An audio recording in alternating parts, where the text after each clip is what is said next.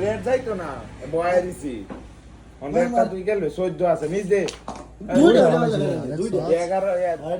আছে এখন আতুরাও বড়া হইছে এই তালে গুড়ি দিত তো ওই